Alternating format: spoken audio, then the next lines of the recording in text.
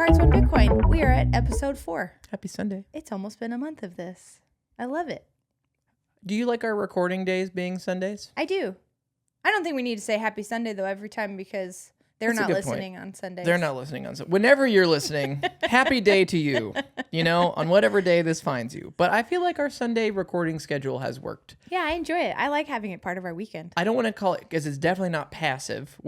I feel like there's a lot of like active thought that goes into like Sunday is sort of the recording day. Yeah. But it's still pretty manageable. Yeah. Like fitting into the either late morning or early afternoon. Yeah, it's really nice. fun. All right. But diving right in, you listened hopefully to episode 1. You got to know us. You're still here. Thanks. We didn't chase you away. But episode 1, we covered why we're here. And we are here because we are trying to make Bitcoin an approachable topic. We're trying to help you, the listener, understand what Bitcoin is in a way that's digestible and not terrifying and not overwhelming and doesn't make you cry in a corner. That's good. After you get home from a party and everyone's asking you about Bitcoin it. shouldn't make people cry. That should be a t-shirt. No need. Or a hat. Come here If and we ever make hopefully- merch, Bitcoin shouldn't make people cry. That's no need to be that's the tagline. overwhelmed. And then in episode 2, we went over what is sound money, what is good money, what is maybe not so great money, and the Fed. And basically, hopefully you walked away with understanding how money works and how the dollar works and kind of where it's headed. If your brain didn't explode and you made it to episode 3, we really dove in on that one. That was a beast of an episode. Dense. It was dense. It was a little dense. I would say episode 3 was something you use as a reference Episode that you can go back 3 to. was like this gigantic gauntlet. kale salad. Where like someone's Yeah. like, oh, like I brought kale salad and I also put Swiss chard in it. And you're like, thanks. And you're like, oh, there's like sliced almonds and it's so good. And you're like, that's the last thing I want to eat right now. I but mean, that's what honestly, that if was. you drifted off at like 35 minutes and Can't you blame haven't ya. gone back yet, that's okay. No blame. But bite-sized pieces of that episode, if you have little chunks, I think, you know it's good for you, like the kale salad. You know that in the end, it'll make you feel better. I hope so. And so if your brain didn't explode, you survived, and you made it to episode 4, and you are excited to now maybe participate, get in on the action, and you want to buy Bitcoin, and you don't want to then lose your Bitcoin. That's important. So buying Bitcoin and how to secure it is the main topic of today's episode. Seems pretty important. I agree. We both kind of decided that that's the meat and potatoes of this whole thing. Also, again, deep respect, because if you take the hours of episode 1, 2, and 3, it's kind of crazy that it would take a couple hours worth of education to get to the point where you even feel comfortable considering doing so. Yeah. It's like, no due joke. credit. This is a hard topic. Also, on that wonderful note of us talking about, potentially buying and securing, this is our official disclaimer, if you will. Yes. Neither of us are certified financial planners, certified financial accountants, certified financial anything for that matter. Please do not take our advice as gospel or as advice, because it's not. It's not. This is us sharing what we've learned thus far, and hopefully you find that to be beneficial to your decision-making powers. But do your own research, consult a professional if you need to. So boom, disclaimer done. proceed with caution. We are enthusiasts. We are not professionals. We are I like enthusiasts. That's good. Yeah. Bitcoin enthusiasts. Yeah. Do you want to kick us off on the first part, or where do you want to jump in? Sure. I'm also really excited about my new sweatshirt. It's I pink. think I mentioned Pink episode and 1. That's fantastic. my favorite color, and I'm feeling confident in my pink today. I really like it. Oh, where do we begin? We begin with buying Bitcoin. So you listened, you're excited, you went online after the episode, you went, where do I buy this? Yes. And it was confusing. Yes. You got nervous. You said, I'm going to do it later. And then you ran away. Let's talk about, I want to buy Bitcoin. Where do I head first? Where do I buy Bitcoin? So, because analogous situations, analogies, metaphors, similes, they're just things that we're going to try to bring into this.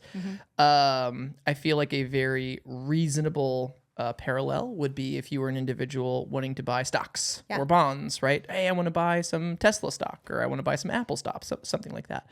So I feel like most would be familiar with setting up some type of brokerage account.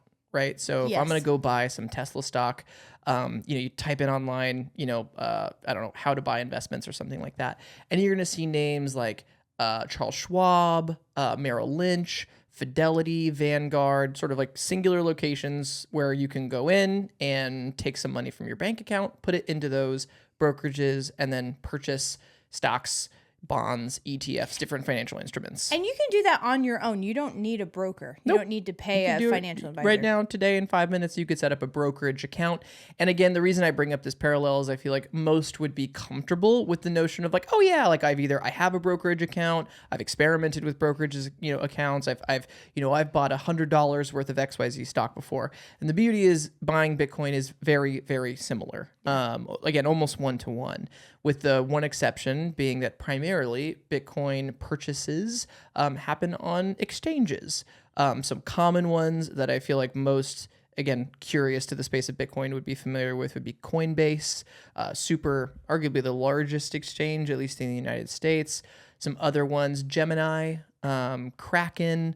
I know, Kraken. I think they're octopus. Yeah, Kraken? yeah. So I think their logo is an octopus. Cool. But it's just similar to, again, Merrill, Charles Schwab, Vanguard, Fidelity. There are a number of different locations where you can go online and you follow that similar process. You sort of take dollars from your bank account.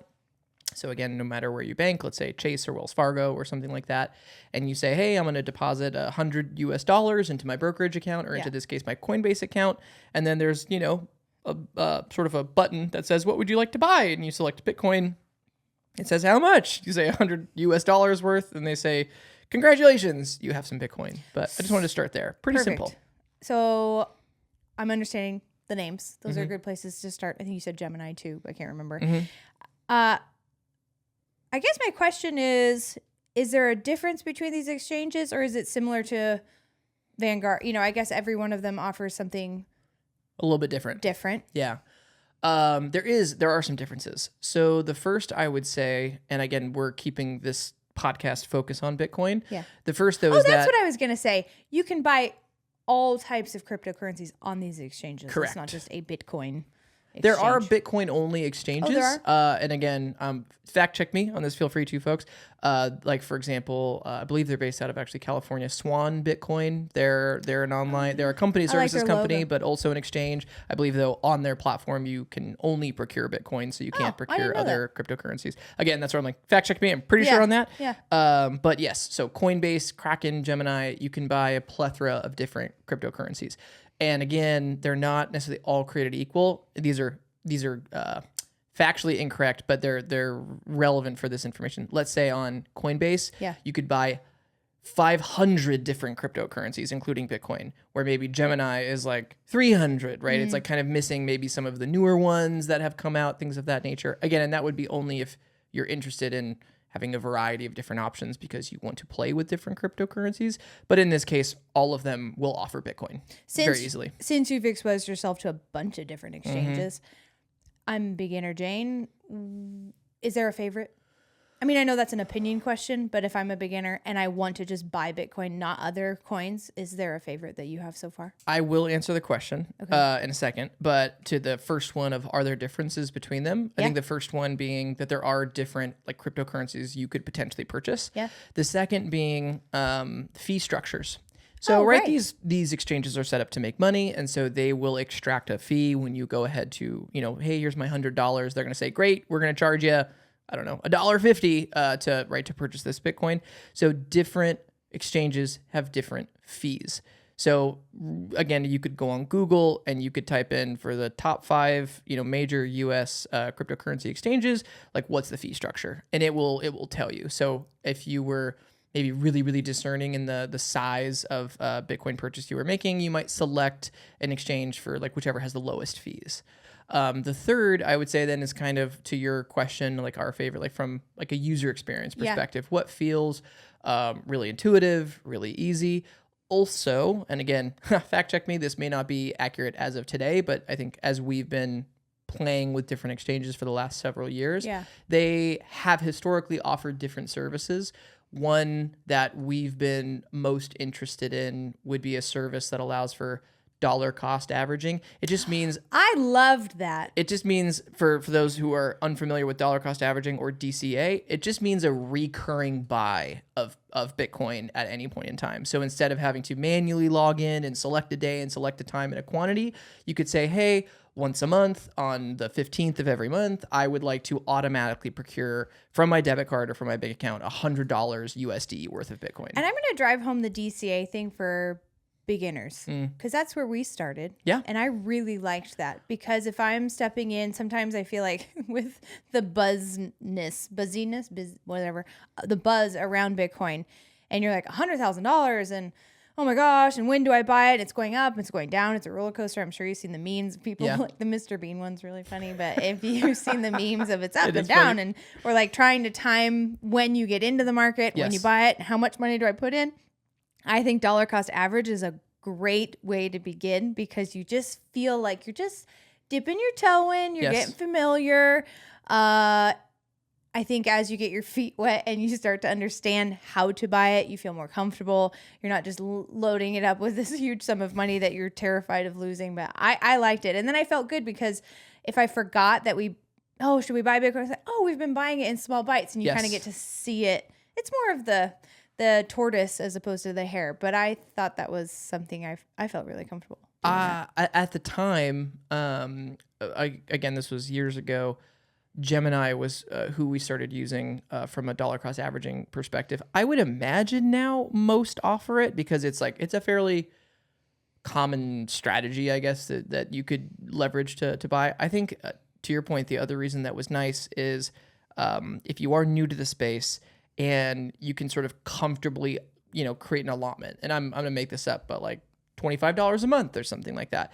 It was nice to be able to not have to constantly think about what you were investing or not investing, in a way similar to how from a different investing paradigm, like with the 401k, people would say like automatically, like from your bank account, like pull it into your brokerage and have it automatically invest in index funds or something like that. It's sort of similar to that context, but more so familiar from a Bitcoin perspective. But from one other side of the coin, I know in the first episode I've talked about like I relied on you to make not financial decisions. We made them together. You know what I was talking about. But me becoming more of a equal player in the financial to-do list, not just the assistant. Right. I think discussing dollar cost average, if you have a partner, it's a great intro into discussing it together and kind of fumbling through it together. And you kind of look at your pie, whether you're curious and starting to invest now. We didn't have excess cash to invest in something for a long time. So if that's something that you're looking to start doing, you're in that phase of your life that you want to start investing, $25 a month into Bitcoin, 25, you can diversify. But when you look at your portfolio and you're going, I just think it dollar cost averaging is a great introduction into the conversation in your family, I think, too, rather than going, should we invest? Should we buy a whole Bitcoin? And it's scary, but this is like, hey, should we add this to our monthly sheet? And then we can review it when we meet monthly to review the other things in our finances. We might get into some of this a little later, but in case I forget, I think the other reason why, if you are really keen to potentially purchase and you're going to go to an exchange, feel free. Like you can create accounts at different exchanges to maybe get a feel for the user experience, like those types of things. What I will say is if you do finally make the call of like, hey, this is the one that I enjoy, I would say best practice would be to stick with that exchange. And the only reason being, eventually, if you ever do, once you purchase Bitcoin, if you ever did in the future sell, it's a taxable event to do so. And what will happen, again, not a tax professional, but likely the question will be, well, what is your cost basis in Bitcoin? When did you buy it? How much was it worth at the time? And you would use that basis to determine total taxes owed. If you skip around on different exchanges, it can be hard to remember how much Bitcoin you bought, what it was worth, all those things. So thus creating that basis can get a little bit confusing. Taxes is, again, a whole different episode for us to do. But I would say that's another one of the benefits of if you do sort of isolate to an exchange and you make that your go-to, it can make that trackability a little bit easier. And I'm not even saying that the exchange is the only way to do that. You could keep your own records, but that's proven to be useful as well. Awesome. So we went over what types of exchanges there are. Yes. The way to experiment with different ones. Yep. Why you might want to look at different ones. Yep. Are there other ways to buy Bitcoin? There are. So we're going to get into this in just a second here. The exchanges, again, they're analogous to setting up a Charles Schwab account and buying some stocks, right? So part of when you're setting up that account, just as you would with a Charles Schwab or a Vanguard or a Fidelity, they have a responsibility, a legal responsibility to know who is creating an account. So whenever you would be setting up, for example, an account on Coinbase or an account on Gemini, they're going to ask you for things like your first name, your last name, your email, your address, your social security number. They may ask you to take like a picture or your photo ID, upload it, because they want to know, this is the individual, this is Taylor or this is Haley who's ultimately purchasing. The reason being as well is they have a responsibility to the IRS and others to report if there are, again, taxable events, same exact way as you would have in a brokerage account. So if you're day trading stocks, at the end of the year, they're going to have, essentially a form to give to your accountant or to do your taxes with. So that's kind of like a key piece of an exchange is there's a know your customer or KYC aspect. Yeah, I had never heard of that before. That it's just they're going to want to know who you are and what you're doing. A way to verify your identification. Correct. That's kind of the main one. So then to the question of are there other ways to buy Bitcoin? Yes. So firstly, there are what you would call like a peer-to-peer option that we'll just say are non-KYC. So there's an anonymous means of procuring Bitcoin that would eliminate things like your name and your birthday and your email and your social security number and those things from the purchase. Yeah. Again, for those that are privacy conscious. That was going to be one of my questions of can you buy it anonymously? Way too in depth for this episode. So we're just like, yes, that's an option. The third, which is that riskier? Has pros and cons. Pros and cons. Yeah. Not it's for this case, not even worth someone going down that rabbit hole. Okay. Peer-to-peer sounds complicated too versus an exchange. Yeah, there are some pieces there. The third would be a Bitcoin ATM. So this is really fascinating because even where we live, right, there have been moments where you're kind of looking at this thing that looks like an ATM and you see a big Bitcoin symbol on the side. So there are Bitcoin ATMs where you can procure Bitcoin, literally where you would essentially take physical dollars or a debit card and use it to buy Bitcoin, and then it would essentially give you it's more like a Bitcoin vending machine than an ATM. I guess fair. It's the deposit side. Can you take your Bitcoin out of the ATM? I actually don't know the answer to that question. To purchase it. We've never used one. No, I've never seen one. And I perhaps this is good inspo for us to do an episode on of what would lead you to potentially leverage a Bitcoin ATM versus not. My strong assumption is that it has to do with cash. So meaning if I use Coinbase or Gemini to purchase Bitcoin, I am moving money from my bank account, hey, bank account, give some money over to my Coinbase account so I can purchase Bitcoin. It's a digital transfer, right? Whereas if I have 20 cash US dollars in my account and I want to turn that into Bitcoin, how do I do that? So which again, normally if I have to go to my bank account, deposit it, and then have it go to Coinbase, it's it's just digital transfer again. So what if I just physically want to go from paper money into Bitcoin? Again, that's my assumption in doing so, where again, if I have $100 in my pocket and I'm like, hey, I want to put this into Bitcoin. But again, we've never done it. But what is... Yeah, there's a lot of questions. Well, what's funny too? Where does it go? You would essentially put a destination address. So it would say it's just facilitating an exchange from again $20 USD into Bitcoin. Physical cash. My assumption, and it's also possible that not all Bitcoin ATMs operate this way. I've been intrigued by them only because you can effectively franchise your own Bitcoin ATMs. Oh, cool. So you could be like, hey, I'm a Bitcoin ATM service, like Taylor's Bitcoin ATMs. And again, you're just a middleman for that transaction. We've seen a couple, which is interesting. I don't know that they're very popular because, again, people are already so discerning and perhaps like glass half empty against Bitcoin. Yeah. So I don't know that they've in any way, shape, or form really reached market traction. But those would be the three: a centralized exchange, a peer-to-peer option where you're eliminating your like KYC aspect of it, and then finally Bitcoin ATMs. There are likely others, but I think for those listening right now, that's probably the best starting point. Cool. Are there any hiccups that a beginner should look out for when they're in the exchange? Are there any things that you're like that feel different than the brokerage accounts?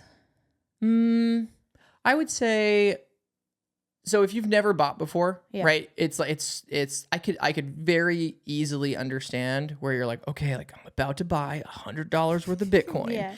and so you're gonna see new nomenclature in a way. Like you're gonna see like a little box that says $100 USD, Yeah. and then they're gonna be like an equal sign, and it's gonna give you how much Bitcoin, and that's just gonna be new, especially given the current market price of Bitcoin. Like today, let's say it's like roughly, I think it's like 87,000, 88,000. So if you're buying $100 worth, it's gonna feel a little new because you're not buying one whole Bitcoin, you're buying 0.0000234 Bitcoin, and you might be a little confused It's looking probably at like, underwhelming. what is that? You're like, like that's as many as I'm getting, or as many sats as I'm procuring. So that would be something. And then the part that we sort of already referenced, but the fees. So there is going to be a fee associated, and fee. Do you have an idea of what the fees percentage I could look is? it up on my phone, but more. what But can what's they important, expect? fees fluctuate. That's okay. And the reason fees fluctuate is, there are market highs and market lows where there's a lot of people that are curious to procure and sell. Yeah. And so depending on that market situation, fees can be different. So it's just something to be mindful of, right? At times could be, again, let's say you're buying $100 worth of Bitcoin. Mm-hmm. There could be a time where the fees are like $20, and you're like, well, wait a minute. I'm giving away 20% of my investment to high fees. That is not by any means the majority of the case, but I would say like those things to be aware of. Is it easy to connect your bank account to the Super exchange? easy. You know what though? You do. Are there any hiccups in that? Yeah. So glad you asked this question because we weren't going to talk about this, but No, this is a but good it one. dawned on me as you were talking about it. So, there have been hiccups. We've even experienced these hiccups in the past where when you go to purchase, because let's imagine day one, I log on to Coinbase.com and I set up an account. It's a know your customer situation, so I've added my ID, but there can also be a couple of days where they're processing my ID to confirm that I'm a person. Okay. Right? And there can be a delay in my ability to purchase Bitcoin because of that account setup process. Once it's set up, though, it's set up. Yes. Okay. So, but let's say like, right, and we've had these moments where it's like, let's say you have like some fervor on a particular day and you're like, oh my gosh, I want to go buy some Bitcoin. Yeah. Just know like there could be some setup procedures that actually, because of that requirement that could take either hours or days to like get to the point where you can procure. Hurry up and wait. So that's like one part. The second then is, and I again, this would be somewhat analogous to a Merrill account or a Charles Schwab account. There will likely be, like, depending on how you choose to move money in. For example, do you want to use a bank wire transfer that takes 24 hours? Do you want to do an ACH credit from your bank account? Do you want to use your debit card that might have a daily limit, right? There are like those things. Yeah. So depending on how much Bitcoin you buy, the method through which you're taking cash from your bank account and depositing it into the exchange, that can also take a little bit of prep as well. Again, depending on the size. The third, and again, so for those that might be, let's say like on the introductory side, and they're maybe not, they're not investing their life savings into Bitcoin, right? They're saying like, maybe I'm going to start out with $100 or $500. We've had experiences where our bank has denied the ability for the exchange to process the transaction. Because that was interesting. So like, There's an approval. and sometimes too, again, this is years ago, so I do want to temper it a little bit. We've run into two different situations. One of which is when I click on the purchase button, and it's like, woohoo, like you've purchased some Bitcoin. We're actually, it's a day later where our bank has denied the transaction, but then it takes me going back to my exchange account to realize I'm like, I thought I bought $100. Like, Yeah. what happened? I go back into my And bank you think account. it's lost. And I'm like, no, it did. Yeah. It never went through, Yeah. kind of thing. The second thing, the first one was like, yeah, you think it's going to go through and it doesn't. The second would just be like truly like you try purchasing and it goes, like, sorry, like error with the card, call your bank. Yeah. And then you call your bank and be like, hey, I'm trying to do this. And the bank goes, oh, sorry, we thought that was a fraudulent transaction. We'll go Right. ahead and let the next one go through. So I'm so glad you brought it up though, because again, if you're new to this space and there's any like nervous Nellies kind of going into like going through it, Yeah. it could be like, oh my gosh, I did it wrong. Yeah. You didn't do it wrong. Again, I'll say even we'll go a little bit of a tip of the hat to the banking industries. Maybe they are genuinely concerned about fraud. And if Right. they notice that this is the first time you've ever tried to purchase something on a Coinbase or a Gemini, like they're going to deny the transaction because they want to be sure that it's actually you trying to do this. So, hey, we'll look at that from a glass half full perspective, right? You can circumvent it. Yeah. You can. You might, again, if you're thinking about investing, you might just give yourself like a day or two to prep around it as opposed to just like, okay, I'll get it done in 30 minutes. And if you've never done it, start small. Yes. Because that feeling of investing a lump sum and then that happens, you instantly go like, oh my God, is it gone? Yeah. Where did it go? I don't understand this yet. So, but those things, even if you are experienced, I think it's a good remember that if you see a price and you're ready to jump, you keep those in mind because, okay, the price fluctuating at $100 of your first purchase, not a really big deal. But Right. let's say you bought it and then 3 days later, it did shoot up another, $5,000, $6,000, $7,000 and you were going to buy a large lump sum and you had to thwart those little nuances. moments. It does. Prepare Or the yourself. opposite. I think the one that most people want to think of is they're, thinking about buying Bitcoin and they're maybe trying to time the market. And so they're like, oh, when it dips to like XYZ threshold, I'm going to go in and buy. And they haven't done this prep work. Yeah. It's a little, And so like, oh my gosh, let's say even like winning, it dipped just like I thought it did. And then they go in to do the purchase and it doesn't work. And that's a bummer. The only other bit on this, so again, these nuances to consider. This again, we're going to get into other pieces later in the episode. One of which would be like just normal security best practices and we saved privacy. Okay, we'll save that one. Yeah. The other being we're very much talking about like opening up a laptop and going to an exchange and setting this up similar to a brokerage account. There are, I'll call them apps or services that are more, we'll call them like mobile friendly. Cash App, Strike. I even think I don't know if you can purchase through PayPal, but there are, again, for sure, really? Cash App and Strike. Those are ones where, or similar to like a Venmo, it's like, hey, it's on my phone and I could easily take, connect $100 and buy $100 worth of Bitcoin. You could do it through that application as well. It's very similar to the exchange process, but there may be some limits just in terms of size and quantity that you can procure at a particular time.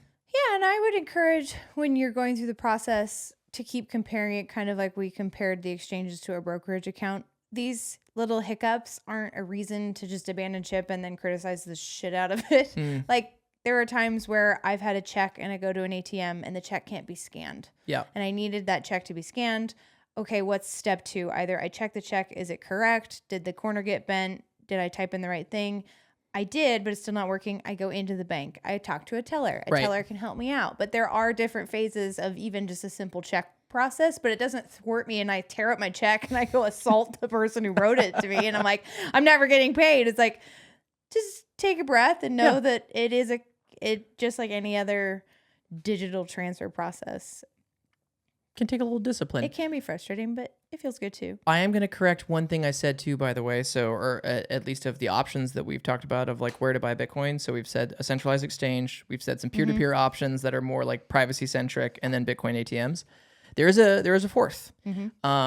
This is let's see. This is equally there's a polarizing nature to it, but there are also Bitcoin ETFs. An ETF is just it's a financial product, again, through your brokerage, through Vanguard, Merrill, Charles Schwab, et cetera, where just like an index fund or a stock, I could go invest $100 in a particular ETF. What's an example of another ETF?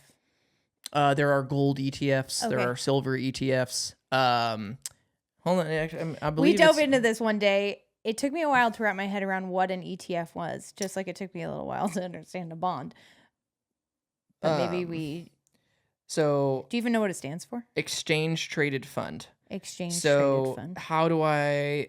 Again, we are not financial professionals, which is why I kind of want to like use a little discipline in explaining precisely what this is.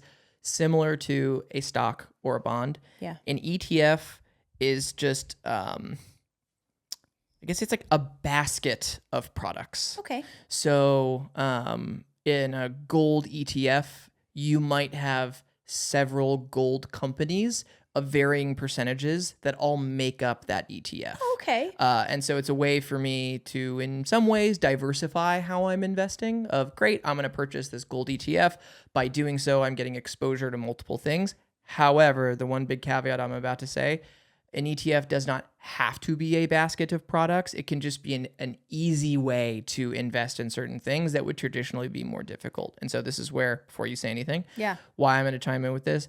For those that maybe don't want to go through this process that we've just outlined, and there's going to be a big benefit to do so, but if you don't want to go on an exchange and go through the process of buying Bitcoin and eventually securing it, purchasing Bitcoin via an ETF gives you exposure to Bitcoin, but in a way that might be more comfortable and I don't want to say practical, but again, maybe comfortable and familiar to normal investors. So again, if I open up my Vanguard account and I'm looking at all my different investments that I have. So I'm invested in the S&P 500 and I have a bunch of, 10-year treasury bonds. I'm then seeing a third line item for, Bitcoin ETF. And I can take, again, $100 and buy $100 worth of that ETF. Bitcoin ETFs, though, have not been around for that long. In fact, I think it's about a year roughly that they've been around. Yeah. And interestingly enough, not all major brokerages offer them. So similar to how Coinbase and Gemini might offer access to different cryptocurrencies, different major brokerages offer access to different financial products. So the particular set of index funds that Vanguard offers should and are going to be different than what Fidelity offers. Sometimes there's overlap. Like, for example, in each of those, I can buy Tesla stock, but Vanguard might have Vanguard products and Fidelity might have Fidelity products. Right. So as an example, Fidelity has a Bitcoin ETF. Okay. So for those of you that were like, that's very appealing to me because I'm very comfortable with my brokerage account, I'm going to go ahead and get some Bitcoin exposure through the ETF. You could do so in that way. There's a big caveat that comes into that here in a little bit, but I do want to offer that as a fourth. It is a way to get exposure to it. Back to the ETF as a thing. How am I going to say this? Because I lost my train of thought slightly. So when you said it's a basket, it's an easier way maybe to, what'd you say? You said it's like an easier way to get exposure. So let's say, I think you said this to me months ago when I was asking questions about it. And like a gold ETF gives me exposure to gold without me having to own the gold in a vault in my house. Correct. But I'm still invested in gold. Correct. Is that... You nailed that. Clear? Yes. Okay. 100%. And then there's 100%. There's the first one of the episode, folks. Good grief. It only took me 35 minutes to get to the first 100%. That's okay. I did my I would say early on, even though I didn't want to do it. Anyway, and then my second ETF question was, if I'm going through my brokerage account, is that kind of just less responsibility on me? I mean, we'll get to the security part of the pros and cons, but essentially I'm almost relinquishing the responsibility, and it's so there's a responsibility aspect. So, and perhaps this is actually a good segue into this next bit of, let's say you do buy Bitcoin on an exchange. How do you actually take custody of that Bitcoin? So if I'm purchasing or getting exposure to Bitcoin via an ETF, you said it perfectly. I'm getting exposure to that underlying asset without having to physically take custody of it. And that's the first time we talked about this, I was confused about that because it's kind of like a meta conversation. It's like, wait, I'm exposed to it, but I don't own it. So this could probably go back to not your keys, not your Bitcoin. That's exactly what it is. So let's stick with your gold example, though, because that's what you started with. So let's say Haley Tui, practical investor, and you say gold has been hard money for a very long time. from a portfolio perspective of here is my investment for portfolio, Yes. I would like some quote unquote exposure to gold, Yes. right? So how might you do that? You can run down to the gold store and literally, buy gold some coin. bullion or I think Costco offers gold bars now. Like you could literally physically hold on to that gold. Yeah. And you're like, awesome. Do they really? That would be amazing. Yeah, they do. And so like all of a That sudden, sounds like a fun Sunday. now you're like, cool, I now physically have gold. And so as long as you're maintaining the calculus, if you will, if I have this many ounces and this is the market price of gold, it sort of technically represents a portion of your portfolio. Yeah. But you physically own that gold bar. Yeah. Right? So you have to take responsibility for securing it and protecting it. So where do you keep your gold bar? Do you put it in a drawer in your kitchen? Do you put it in a safe? Do you put it in a safety deposit box at a bank? Right? That's sort of the pressure, if you will, of taking hold of that gold. The other, and this is, I suppose, unique to gold in a way. Let's say there came a day when you said, bye gold, I no longer want exposure to you. I'm going to go ahead and sell you. If it's a physical product in your hand, you then would have to, go to a store, go to a place. So it might take you a little longer to actually sell that particular product. Right. So now let's transition to then the ETF reference, which is, and let's not even say multiple companies. Let's just say ETF gives you exposure to Taylor Toohey Gold Company. I've been a gold miner for 50 years, right? So it's allowing you to buy exposure to gold. So like technically, yes, in your investment portfolio account, there's gonna be pie chart, and there's a little fraction of that says, oh great, that's your gold exposure. Yeah. But you aren't physically custodying that gold. Pros and cons. Way easier to move and sell if you need to, right? Boop, click of a button, you could sell the gold exposure. But because you never actually physically custody the gold, it's even that you're like, maybe I'm okay with that because maybe I trust Taylor Toohey's Gold Company to like have it. Maybe they do. Where do they keep it? I know. So ETFs, which I think even ETFs, I think they've only been around for, I want to say less than 20 years. They haven't been around for that long.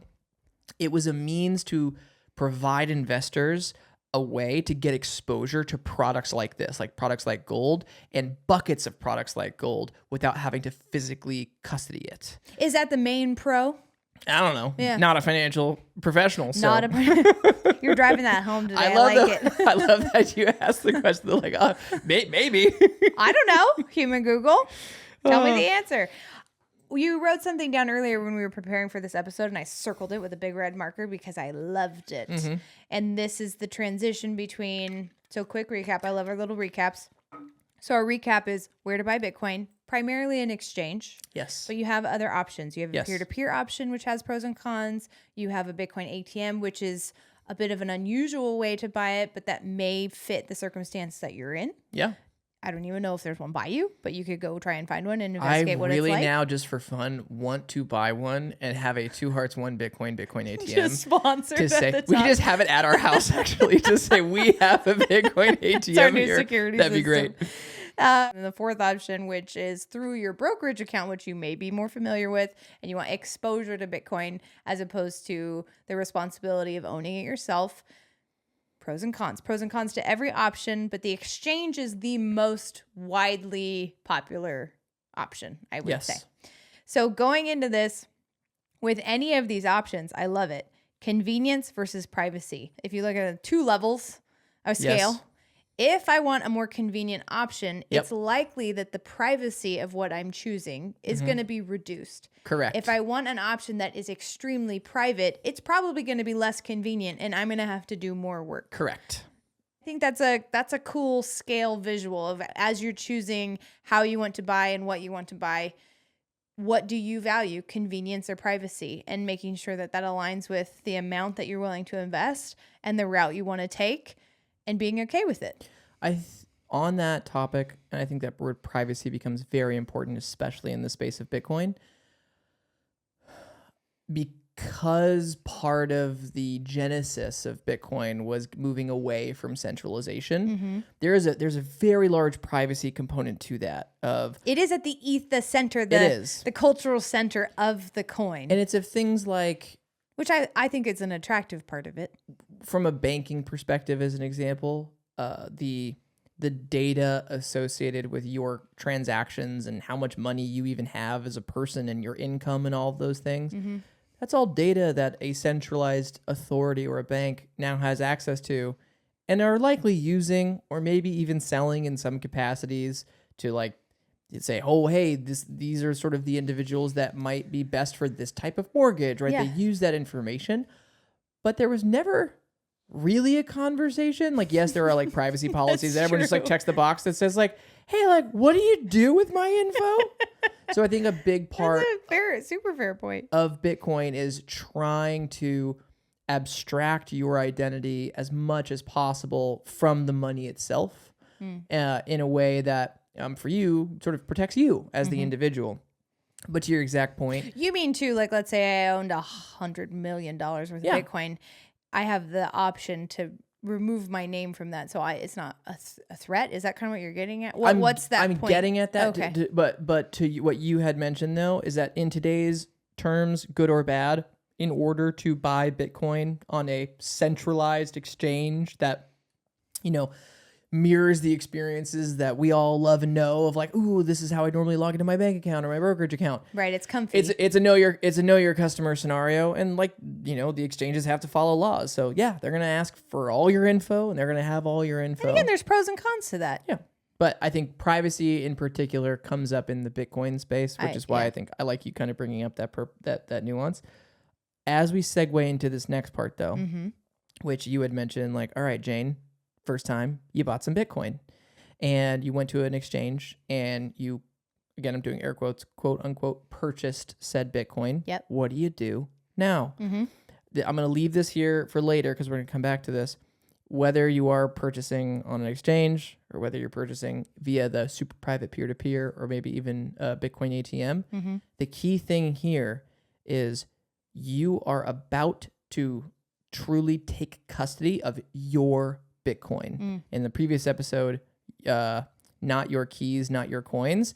In this case, I'm gonna like my keys, my coins. Like, how do I really own this thing? Similar to how would I take gold and put it in my vault, right? I'm not giving it to anybody else. Yeah. In the case of the ETF, you do not own the keys.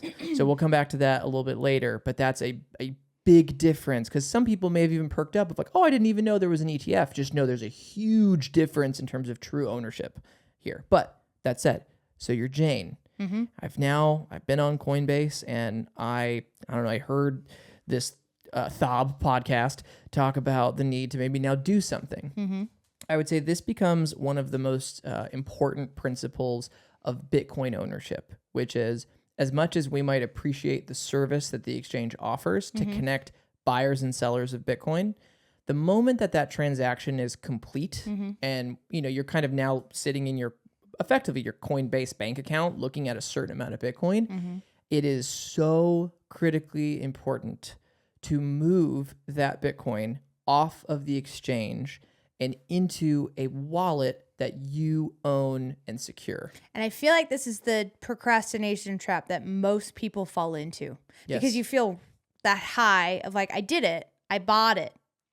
This is the scarier part. This is when you become You were like the sole owner. This is like you become tech support in your own world because you're like, it's on me, man. Like, I got to know how to do this. Yeah. So before even talking about how to do it, I want to talk about why it's so important. Perfect. And it's mostly to de-risk things for yourself as an investor and as an individual who's now an owner of Bitcoin. So in recent years, there have been some fairly major exchanges or institutions where Bitcoin is bought and sold, where you as an individual may have, whether it was forgotten to move your Bitcoin off, or maybe that was even your choice. You're just like, hey, similar to an investment or a brokerage account, I'm just going to like leave it here. And those particular exchanges have collapsed or been found fraudulent. Two in particular, the most recent being FTX. People may have been familiar with that. I believe it was about a year and a half ago, 2 years ago. But it turned out that FTX, which was a major exchange where you could, again, put US dollars, buy Bitcoin, turns out that they were an entirely fraudulent exchange. And so they effectively collapsed. So people that maybe said, oh my God, I had 5 Bitcoin in the exchange effectively lost their Bitcoin. Now, thankfully, there's so many lawsuits and things now happening. People are starting to see some recovery of those assets. Another one being, this is several years ago, Mt. Gox. Again, if you're curious, type it into Google, you'll see what happens. But essentially, these exchanges that ultimately fail, and so because you're just a little bank account inside of that larger exchange, if the exchange goes down, it becomes nigh impossible for you to somehow recoup that Bitcoin. Yeah. So those are some of the pieces that you quarrel with now as an individual that's taking responsibility. For those that might be scratching their head of like, man, like why would if the exchange exists, like why do we have to even worry about this risk, or is this really reasonable for me to move it off of? I'd say if there are some people out there that might be super savvy investors and they're like the day traders, they want to move Bitcoin back and forth and or buy different things. You effectively have to probably keep it on the exchange, yes, versus to do that. But for those of you that are listening and you're kind of, again, you're getting more curious, you're looking to make potentially a purchase, this would be sort of the practical part of it's time to move it off of the exchange. I do want to press pause and kind of take an approach to what you just said, because I feel like part of my role is being dedicated to the approachability of what we're talking about. But I also want to, I feel like, is the word sensationalized? I guess so. There's the skeptical side of it. And I think one of the things that you and I always are talking about is comparing it to things that people are already comfortable with. Just like I said, like if you have a check that has an issue and it's not working in the ATM right away, you don't abandon the check, light it on fire and blame the person. You investigate and you problem solve to get to the end and eventually get your funds, and it all is well. Yes. In that same vein with an exchange, there are, and the fraudulent part of it, that's happened in the other banking system as well. Oh, fair. You're saying that fraud or risk is not exclusive to this space of cryptocurrency and Bitcoin? Yes, I think it's so easy to go, I knew it. I knew that there was something where those exchanges, I just don't trust them. Yes. That's the centralized part of Bitcoin. Yes. See, it's not decentralized. There's this. So I feel like I always want to bring up that side of, it's always helped me when we compare, if we're talking about real estate and how, like in real estate, it's like in Bitcoin, or so that's something. Fraud is not something exclusive to Bitcoin. No. And the other thing that I think we talked about in our Bitcoin episode that rang true for me is that fraudulent part is on the human error side. That Bitcoin itself remains very, very, very secure, the technology itself. So if the exchange is fraudulent, that's not the coin's fault. Right. It's the human error side. It's not the Bitcoin protocol's fault. Exactly. Correct. So if I keep Bitcoin on an app on my phone and my phone gets hacked and they're able to get access to my Bitcoin, that's not the Bitcoin technology's fault. That's your phone's fault. Right. So kind of just making sure that keeps staying separate so that you don't conflate the fraud being inherent to Bitcoin. It's inherent to a lot of financial systems. And it's also something that is adjacent to the technology, but not in bed with the technology. I completely agree. I think keeping that top of mind kind of pulls you out of a nosedive. Again, trying to remain objective of like some of the benefits of either centralization of either or they're like major entities like helping to transact. Yeah. This is where like there might be a ton of gravity in using something like a Coinbase because it's a publicly traded company in the United States. It's well known. It's absolutely gigantic. So like the risk of fraud on a Coinbase is wildly low comparatively to an emerging exchange that's only been around for a year. And, they're based out of insert other country that's not the United States. So we're still, hi Jane, we're still with you. We're moving Bitcoin off of the exchange. So we're going to move it off of Coinbase and we're going to move it to a wallet that we own and have taken custody of. So the first thing, and again, this is, I suppose, this is not 100% true, but I would say on most major exchanges, the wording or the rhetoric that's going to be used is you're going to be making a withdrawal, right? Just as you would off of a bank account, right? Yeah, a withdrawal of like dollars. Oh, you're going to withdraw some Bitcoin. Yep. And so depending on the exchange that you use, it's going to say, great, how much Bitcoin do you want to withdraw? And you put in the amount of Bitcoin, either the total amount that you've just purchased, or you can segment it, I this suppose. is post-purchase. You've confirmed your purchase. It's sitting on the exchange. And then it says, great, we now know how much money you are, or how much Bitcoin you're looking to send. Yeah. Where would you like to send it? And so this is the first part where it's like, all right, if you're like, crack the neck, like gearing up, Bitcoiner.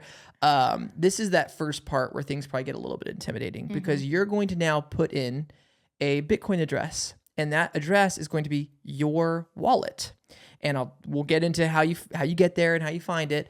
But it's this big string of letters and numbers that you put in, and you're going to copy it from a location that you have. You're going to put it into this address. And what a major exchange like Coinbase or someone's going to do is they're going to do a couple things. They're going to start waving their hands in the air. They're going to go, whoa, whoa, whoa, hey, just making sure this is your Bitcoin address, right? Or at the very least, you know where you got this thing, right? Because they're going to say, there can be a lot of fraud in the space of cryptocurrency or in the space of Bitcoin. So you weren't given this by a random third party or I don't know, like a sheik in, Saudi Arabia didn't email you asking for help for something and gave you this Bitcoin address. It's like they kind of make sure that like, hey, this is you. And then you say, yes, it's me. And then you click the transfer button. Okay. So we're going to get into wallets and some of these pieces. The other, you would mention, like, what might Jane need to know the first time you do this? The first thing is that, and hearkening back to episode 3, when we talked about a block of transactions and the timing of those transactions. So on average, it takes about 10 minutes for that transaction of this amount of Bitcoin from Coinbase to Jane's wallet. It takes about 10 minutes for that to actually process and occur. And that is right. If the transaction, that means my transaction gets put into the block that wins. And is recorded to the ledger. And it's official. That means the transaction has occurred, right? Yeah. If it's on the ledger, it's official and it moves in. So this is, you'll see this again in whether it's Coinbase or whatever your exchange is. You'll see this listed as a number of confirmations. Okay. And so before Coinbase is going to say, yep, this Bitcoin left the Coinbase account and is going to the wallet, you'll have to wait for one confirmation. Now, the reason I offer this is because it's about 10 minutes, but depending on the fees, depending on if other people, again, because like fees are, they're fluid. So someone else might have been willing to pay higher fees than you, and miners are going to grab those transactions first because they get paid more. So sometimes it's sometimes it's not 10 minutes. Interesting. Sometimes it's like 20 minutes. Sometimes it's like 25 minutes. And so they're like, what can happen is you're sitting there sort of refreshing your wallet and you're like, where's the Bitcoin? So the reason I offer it is like confirmations. All it is it's saying that, hey, we're waiting on this confirmation to confirm that it's actually been added to the ledger. Now, what'll also happen is you'll see that confirmation number go up, meaning it'll go from 1, 2, 3, 4, 5.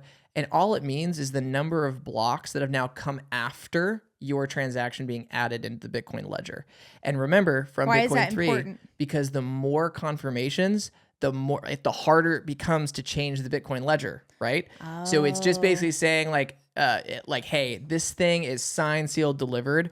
The ability or the possibility of there being a 51% attack or the ability for this the Bitcoin to fork because another mining pool ended up adding transactions faster than yours. 6 confirmations is sort of a solid number in the space of Bitcoin. Okay. Where once you see it as 6, it's immutable. It's never going back. Interesting. So, again, does the exchange take that into account before giving me? You're correct so Coinbase may actually wait for like 2 or 3 confirmations before they, I guess before the funds are officially released to some extent. Yeah. Normally it's 1. The reason I offer that, again, industry standard, I'd say is about 6. And so you'll see that happen. You'll sit there, you'll look for the number of transactions. So you're just kind of explaining, if you start to see this confirmation pop up, that's what it is. But the other reason I offer that is like if a block time is every 10 minutes and 6 is the industry standard, 6 times 10 is the standard. So don't panic, everybody. Like again, if you push the transfer button, it may take up to an hour for it to show up in your Bitcoin wallet. Is that similar to when I go and deposit money into an ATM and it says this amount will be available in 24 hours? Yeah, super similar. And I want you to think about something that you just said, because, right, perhaps it's because you trust the bank, right? When I take a check, I'm going to say it's $100, and I deposit it into the bank account. Normally, the way it works is it'll give you access to like $10 of that. I never really thought about how kind of like but it's like, that is. But also for like $90 of it is like, oh, but you don't get access to that till tomorrow because they need to do some work on their side to make sure to facilitate the transfer, right? So it's a 24-hour waiting period to access all the funds. Who knows what's actually, I mean, I couldn't tell you what's actually happening. So that's the part that's actually funny where you're like, wait a minute, if it's only really about an hour to wait for Bitcoin transfers, right? And again, we're talking, you could do a massive Bitcoin transfer and move it in an hour versus sometimes 24. We're like, oh, yeah, if you're doing a this giant ACH transfer might take 3 days or whatever it is. Yeah. So it's just funny because, again, I feel like we're so passive and be like, oh yeah, this is normal practice, and it is. We've all deposited checks. But hold on, like times. we're totally apparently fine with 24 hours between bank transfers. Like, why aren't we okay with 60 minutes for Bitcoin? It's actually humorous to think. When did this happened recently? Where I think I put in a check and it took a long time to give it back. Right. And it didn't work. And I was like, well, what if it doesn't come back out? Where did it go? so I never thought about how kind of just humorous that really is. I want to play on one thing that you just said, like that example, like what happens if the check doesn't come back? So let's go back to Jane, and like Jane's waiting there for 60 minutes, right? Or however long it takes for the confirmation to go through. A similar question might be, what happens if the Bitcoin doesn't get transferred? What happens? Now, if for whatever reason your transactions never made it into the pool that miners are using to add it to the ledger, Bitcoin or Coinbase or whoever you'd use at some point would probably be like, sorry, the transaction didn't go through, meaning like it just didn't happen. But they would return your funds. Your funds would stay in because it never happened, basically, right? It never got recorded in the ledger, so nothing occurred. What though, where again, this is like pro tips, right? The things for people to pay attention to. Yeah. Because a Bitcoin wallet address is so long, and whenever any of you get a wallet, you'll go through this. It asks you about 3 separate times to confirm that you've entered the correct wallet address. And it's not short. It's not 6 characters long. It's like 24 characters long. It's like B29000047717. So you're kind of like, you like make sure when you're copy and pasting that you're double checking that you haven't gotten a 1 wrong or a 0 wrong or like accidentally only like, oh my gosh, I only got 90% of what I was supposed to copy in. Don't do this after a couple glasses of wine. Maybe do it with your coffee. I would concur. If you're assisted by a beverage, wholeheartedly, go with caffeine. Yes, instead. But that is probably again of that feeling that will result in like the scaries. It's gonna be, I really hope I've copy and pasted in the correct wallet address. And again, there's a lot of confirmations that happen literally between you and Coinbase to make sure that it's like you've double checked this, right? So. So the reason we have to push pause on the story is we have to go, well, where did Jane get a wallet address from? Yeah. Right? Where is that in the first case? So perfect. There are 2 major types of Bitcoin wallets. Some that would call a hot wallet, meaning that this is the one that's connected to the internet, right? It could be an app that's sitting on my computer, but hot wallets are going to be primarily used by those that are day trading or actively moving cryptocurrency around. So thus the moniker of hot, right? It's very active, kind of moving those things. Now, an example of this being, Phoenix. Phoenix is a hot wallet. To type in Phoenix. Aptly named. Phoenix wallet Bitcoin, right? You could figure it out. And that's going to sit either as an app in a website or an app physically on your device. Like if you're on a Mac, right? You download the Phoenix wallet. And the Phoenix wallet is going to say, here's your public key where you could send your Bitcoin. They're going to say, here's the private key to facilitate any transfers out of this wallet, Right. So same paradigm of public key, private key, but in the hot wallet context, and because it's on your computer. I was going to say, so a hot wallet sits on a device. Yes. Not a device. Sits on a device, and specifically a device that at least 99% of the time is connected to the internet. So here's where the risk comes in. And I can't remember which of our episodes we've addressed this in, but this is where you as an individual and the privacy or the security measures that you take of who has my email, how good are my passwords? Are they long? Do I reuse them? Right? You are as strong as your weakest link. Could anyone reasonably maybe somehow get onto my computer? Right? Maybe it's not even a physical hack. Could someone, I don't know, We've literally all signed up for that 15% off. You know, so I know you have. We all have. The reason that hot wallets, while they may have utility for those that are moving cryptocurrency around, or in this case, Bitcoin around fairly frequently, they are way more exposed to issues of security and perhaps someone gaining access to that private key. Right? If they get access to the private key, right? Whoever controls the keys controls the Bitcoin in the wallet. So if I'm going to say an example. Let's say Jane created a hot wallet. Breathe. Phoenix wallet. I know, sorry. She created a wallet. Sorry. And the wallet is effectively just sitting on her laptop. Yep. Right? Got it. And Jane's like, awesome. There's my $500 USD worth of Bitcoin sitting in my wallet. It's my wallet because the Two Hearts, One Bitcoin podcast told me I got to control the wallet. And I made sure when I transferred things out, I made sure it was the right address, and woohoo, I even see it in there. I can do this like little refresh of the Phoenix wallet and I see it. There's my Bitcoin. I'm so excited. And then like, to your point, I have a glass of wine. And then I'm like on the internet and like, oh, I got this like random email from my mom. And my mom said, oh, hey, would you mind like clicking on this link and checking that, I don't know, the cats are dying at home. I don't know. I'm making this up, right? Okay. It's like, I because the email kind of looked like it was coming from my mom, and I clicked on the link. I'm like, oh, this is weird. It takes me to like this random website. Nothing's really happening. And then I kind of go back and I look at the email. I'm like, oh, it's not actually from mom. Kind of looks like it's from mom, but it's not. Turns out, oh gosh, did I open a fraudulent email? Did I open an email from someone that was looking to commit fraud? Did something now downloaded to my computer? Like these are very you start to question common all your occurrences. life choices. These happen all the time. This happen like, my oh, like gosh. someone's these things happen. So that's not to still say that you as a very, we'll say like internet security conscious individual couldn't have phenomenal practice and be super, super secure. That's great. But there's an alternative method that's even more secure. So all those pieces. But a hot wallet is an option.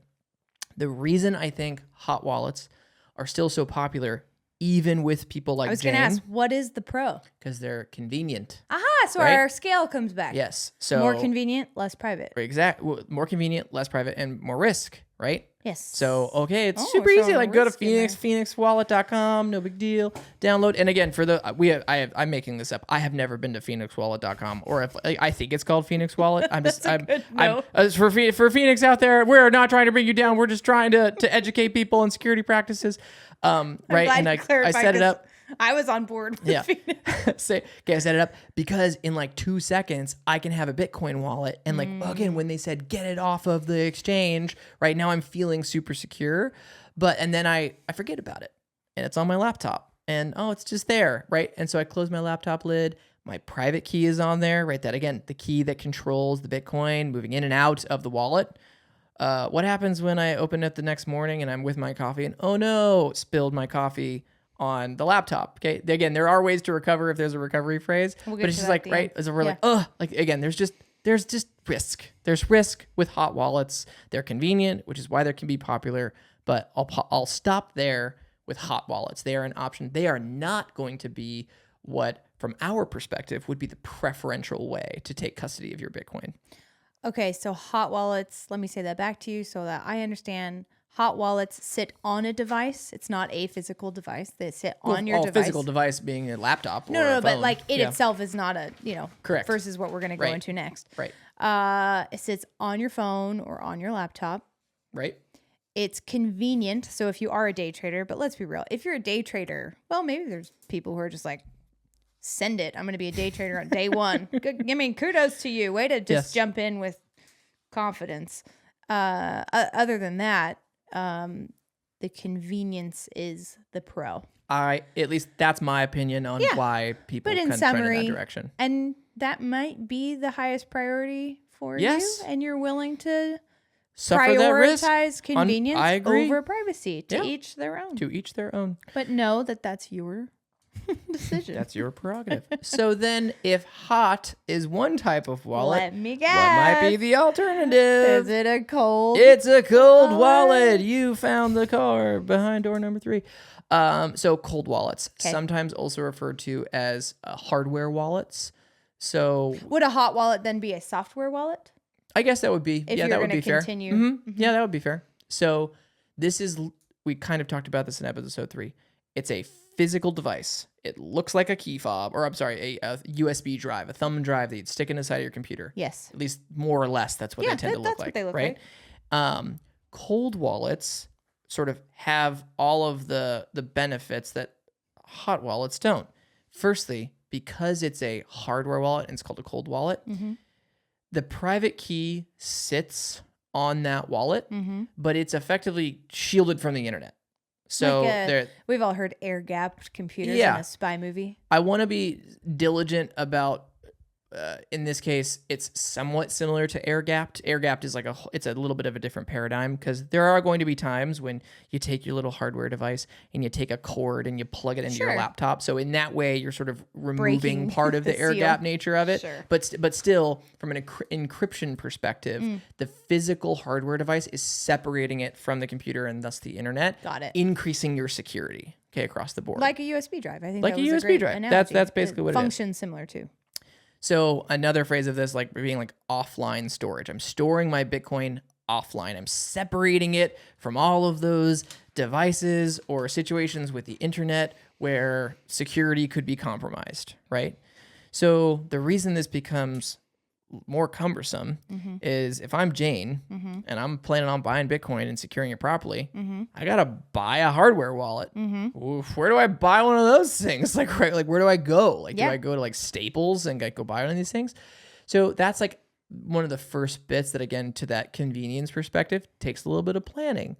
So there's a lot of different companies that offer hardware wallets. Some common ones being Ledger, Trezor, that's Trezor, Cold Card. There's a lot of different options, and they offer different pros and cons, right? Similar to the online exchanges, right? There's different wallets that have, different user experiences and interfaces. Like there's ones maybe for those that are hard of sight. There are ones that are like with bigger screens and like big buttons that you can click on, right? So I didn't know that existed until yesterday. And let's say, but through, I don't know, I'm like roughly guessing, a hardware wallet can be anywhere from, $99 to $500, depending on the how like big it is. Also, hardware wallets, you can buy Bitcoin only hardware wallets, meaning only Bitcoin can exist on it, or you can buy ones that are capable of hosting multiple cryptocurrencies. So entirely up to you. Some of them are really cool. They're very this cool is looking. the part, you nerded out on something. This is my design nerd out. You like the design nerd? Yeah. I think some of these companies, Ledger, I think this design is so cool. I love the packaging it comes in. To me, it kind of feels like, when you get an Apple box. Yes. And there's just something about an Apple box that's so crisp and clean, and it's so well thought through. And like I said the other day, good design to me is when you can't remove anything else. I feel like Ledger followed that principle, and so I respect They've done them. a good job. I really like it. The reason I bring this up, though, on not only are there lots of options, is, and I could easily see people, right, again, opting for convenience. Sure. Like let's say if I'm Jane, right? If you live in the United States, it's highly likely you've heard of a little company called Amazon, and maybe from your groceries, it does sound familiar. Your products, random products for your house. Maybe you go into Amazon.com and you search for like household products. It wouldn't be ridiculous. For this podcast, we bought a lot of different things on Amazon. Wouldn't be ridiculous to type in Bitcoin hardware wallet on Amazon. I think this is a really good thing to bring up. As attractive as that might be, what I would say from a security best practice perspective, it is best to go directly to the provider. So to your point, Ledger, go to ledger.com and go buy a hardware wallet from Ledger. There's just, again, as much as I want to believe that all proprietors on Amazon are honest and just and good, this could equally be where there's potentially a threat. Where, are you really sure? Like, who are you buying if you are going to buy a hardware wallet, who are you buying it from? Have they tampered with the device in any way? I love this point because I would totally be a sucker for that. So, well, and again, I'm going to assume that most of the time it's fine, but why take the risk? You're putting in okay, let's say Amazon setup. We all have it up of just, you already have your account. You just check out, add to cart, boom, done. Yes. But the only extra step is having to type in your credit card. That's really that's it. So going to Trezor or Ledger.com, probably worth it. Selecting a hardware wallet and having it shipped directly to you. Great websites. Yeah. Okay. But that's, I'd say, one of the first best practices with regards to setting up a hardware wallet. For the case of our Jane analogy, let's assume that Jane went to Ledger.com and bought a Ledger Nano. That's what they're called, Ledger Nano or Ledger Nano I was just X. going to say, if I get onto the site, how do I navigate what I want to pick? Go to products and pick what. There's a variety. Again, they're all very good at explaining the differences between these. But it's going to look like a thumb drive, most of them. And you'll see, like, great, here's my house and ship me a hardware wallet, right? In a couple of days, the hardware wallet arrives. So again, hearkening back to why, for those of you that are looking to make this, like, it's good to do your research like this ahead of time. So if you are going to make these buys, you can feel like you can do all of this in a relatively seamless fashion. So it'll come in a little box, right? You'll open it. It'll look like a thumb drive. And the first thing you'll do is you'll set up your hardware wallet. And you'll pull it out. There's a little cord, again, connects it to your computer. And in Ledger's case, right, they'll, I'm not saying this is a firm requirement, but they have, of course, a whole onboarding bit where they say, like, go to ledger.com, and they kind of walk you left to right through what occurs. Yep. There's two important things that happen initially with this. I don't want to say one is more important than the other, but one is definitely more important than the other. Okay. The first thing is a little ledger's going to pop on, like, ding, like you'll see the little screen go on. And as part of the onboarding, you will be given the seed phrase, also called the recovery phrase, for the wallet. Say that again. Okay.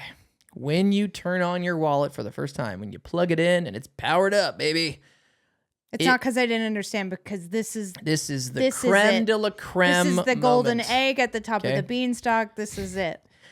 You will be prompted to write down your seed or recovery phrase. And a seed or recovery phrase is just a set of random words. Talking about it, I already got nervous, and this isn't even happening. It's a seed phrase is just a list of random words, like baseball, clock, like it'll be dog, it'll say words like that. And depending on the device, a seed phrase can sometimes be 12 words. Sometimes a seed phrase can be 24 words. You could also imagine that if you have a seed phrase of 24 words, it's more secure. So yay, 2 thumbs convenient, up for, again, private, great call. Less numbers. So let's assume Jane gets a ledger, right? Arrives to her house, plugs in the ledger, and one of the initial prompts is going to say, all right, here comes your seed phrase. Yeah. You got to write this thing down. And you're going to have to not only write down the words, you have to write down the order of the words. What's word number 1? What's word number 2? What's word number 3? The reason for this is that if anything ever happens to the Ledger device, like it rains, or I don't know, your dog ate it or something like that, and you go, oh my goodness, all my Bitcoin was on that wallet, I have to somehow be able to recover the private key that, again, was like all nice and snuggled inside of that hardware wallet. How do I get that thing back? The way you get it back is with this seed phrase, AKA recovery phrase. Thank you. Yes. So Ledger sends it with their devices. They send these like little pieces of paper and they're little columns. You're going to feel like you're back in 3rd grade with the spelling test that was every Thursday. And there's 21 How words. do I spell receipt? And then there's always that bonus word, but with the number next to it, and you write the word and the word's simple. It's very similar to that. Back to best practice, because I said there's going to be 2 things. We're still on the first thing. Yeah. Okay, most important, of writing down the seed phrase or recovery phrase. In order. to your point on convenience, you might be compelled to say, whip out the iPhone and let me create a new note that says Bitcoin recovery phrase in my iPhone, right? Or maybe your laptop, you open it up, a Google Word document, Bitcoin recovery phrase. Again, that is Super completely reasonable. logical. In some ways, this is like the big like red flag. Yeah, that seems, You'd actually think you're being like really You're good. like, look at me. I'm like, I could look it up. I'm going to email it to myself. Yeah. Remember, the whole premise of you getting a hardware wallet is keeping this stuff away from the artifacts network. that could be compromised, right? Which is why they send you paper. So you write these things down on paper. And in fact, they offer you lots of sheets of paper so that you could physically write it down maybe 2 or 3 times. 2 is 1, 1 is none. 2 is 1, 1 is none. So at that point, let's say Jane has written it down. She has 2 sheets of paper, right, with the words on it. Like, you made it through. Wipe this bead of sweat off the brow. You could stop there where like, well, I have these sheets of paper. Most in the Bitcoin space are going to say, that's sort of a good interim, but you need a better material than paper to keep these words over a long period of time. So again, if your house burns online down. or on Ledger's website, they have these things. You can buy what are called stamp, S-T-A-M-P kits, where you get these little metal plates. They're fun. And you literally stamp the words into the metal activity. plates. Why would you need metal plates? You might need metal plates if you ever have a house fire. Or a flood. Or any of those things, right? So the paper might be, for a short period of time, okay to use. The reason you might do multiple is you might want some redundancies, right? Maybe you don't just want 2 is one 1, copy, 1 is none. right? You put, 1 in a safe and 1 in a security deposit box or something like that, right? You might want to have multiple copies. Of course, keep in mind that the more copies there are out there, right? And depending on how secure those locations are, if those were ever compromised, right? People could use the recovery phrase to find your private key. So this is where there's that balance of what does it mean as a person to take custody of Bitcoin? Because these things become important.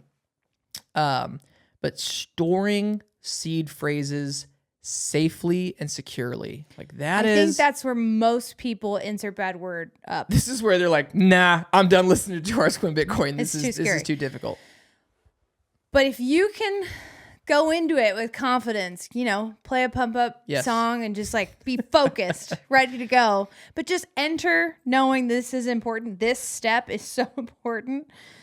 If you can master this and then then you take that extra step and you make sure those are secure, you've really conquered a big part of this. You've conquered a huge part of this. But and this is where I feel like a lot of things break down. Yeah. And people are like, oh, shit, I lost my seed phrase. When you say I lost my Bitcoin, I can assume it's pretty much always because you lost your seed phrase. You're like, where are my words? Right. Well, because or you lost your wallet. Maybe they lost their wallet and then they go, oh my gosh, that's right. There was those words. Where did I put those? Right. And they remember that they put them on a laptop or something that's now been destroyed. Yeah. I'm going to really do a terrible job of saying this news story, but in recent weeks, for the last several years, there's a gentleman who has quite a bit of Bitcoin on a laptop. And I believe specifically he knows that the words exist on this laptop that, is, I think, at a public dump in the UK. And so he's been basically he's been trying to figure out how he can get the dump to give him full access to the entirety of it. Because there's that much Bitcoin where he's like, no, it's like, I think it's like billions of dollars worth of Bitcoin. So he's like, please, goodness. But anyways, that said, some of those best practices, write it down on the sheet of paper and eventually move it away from a sheet of paper to something like metal or something more secure. But the other way of saying that is don't write it down into your phone or onto a laptop. Don't do that because, again, you're exposing the possibility of someone cracking into it. The second being potentially multiple copies. 2 is 1, 1 is none. Don't just write it down once. Maybe have a couple of different copies in different locations so that you could know what to do there. But that is, I would say, the most important part of the whole thing. There are 2 things we're going to go through, but during the setup of your hardware wallet, it's going to give you the words. You're going to write down the words, and then you can use the words to recover. The second thing that you're going to go through is your wallet itself will also have a PIN similar to your debit card, right? When you type in and the PIN, I think can be anywhere from 4 to 8 characters long. Okay. I believe it's just numeric. I don't think it's alphanumeric. So you use, 1, 2, 3, 4, 9, 9, 9, 9, 9, 7, 2, 7. I don't know. I'm making this up, but that's the PIN. And so what happens is when you plug your hardware device into your computer to power it on, and why would I do this, Taylor? To go get that public address, because if I'm going to move Bitcoin from Coinbase to my wallet, I need to get the public address, right? Okay. So that's how I go get it, is I have to turn on my little hardware wallet. And so it's going to say, go ahead and type in your PIN. This is another layer of security so that if you did keep this thumb drive looking object in a drawer, and someone knew what it was and grabbed it and plugged it in, right? They could they'd be like, oh, darn it, I don't know the PIN. Just like an ATM card or a debit card, I have the card. If someone grabs my card, that's great. But if they don't have my PIN, they can't access the through the ATM. Okay. So I put in my PIN, and most hardware wallets, again, I'm not an engineer, so I can't speak to this with 100% truth, but most hardware wallets, when you sort of get them the first time, they're basically like empty little computers. They say, okay, like, hi, I'm your hardware wallet. You have the backup phrase. That's good. Good on you. You've written it down a couple of times. Which cryptocurrencies are you interested in storing on me? And you say, Bitcoin. And so the reason, again, with Ledger that we'll bring up is Ledger will provide optionality of like, which ones do you want to start with? And you'll put in Bitcoin. The reason I'm bringing this up, and this is important, is because let's say you did buy a hardware wallet that's capable of storing Bitcoin and other cryptocurrencies. Public keys, public addresses are specific to each cryptocurrency. So a wallet can have multiple public addresses if it has multiple different coins. A wallet can also have, currencies. again, and this is another security practice, and it's very common. The wallet does this. You don't even have to think about this. The wallet will actually create multiple public addresses, even just for Bitcoin. Oh, wow. And it does that because, again, for those people that could go and look at the ledger and see how much Bitcoin is in each public address, like you can play with that, which is kind of nice. So that's why I'm plugging it in the first place. Again, the way that the hardware wallet is built, don't worry, it's still protecting the private key from the internet and from your device, but you're going boop, boop, boop, boop, boop. I put in my PIN. I say, I would like to put Bitcoin on this thing. It says, awesome. The Bitcoin app has been added to your hardware device. And then it says, would you like to send some Bitcoin to me? And you say, yes. And it says, great. Here's the public address to send it to. And again, it's a long number of characters and letters. It's like B10079, blah, blah, blah, blah. It's this long, I don't know, 16 to 30 characters. I'm making this up a little bit. It's a long thread. Sure. And so what happens is you then copy that and you paste it back into our Coinbase example. This is where Jane got the address in the first place of where to go to. And between both Coinbase and even on your physical device, it says you've checked and read that like it's this thing that you've copied and pasted into the thing, right? And there's literally a check. You're like, yes, like that's the one I've done. And it's like, thank goodness, because that's me. If you don't do it to that one, if you've changed a character or eliminated a character, like we're gonna run into issues, right?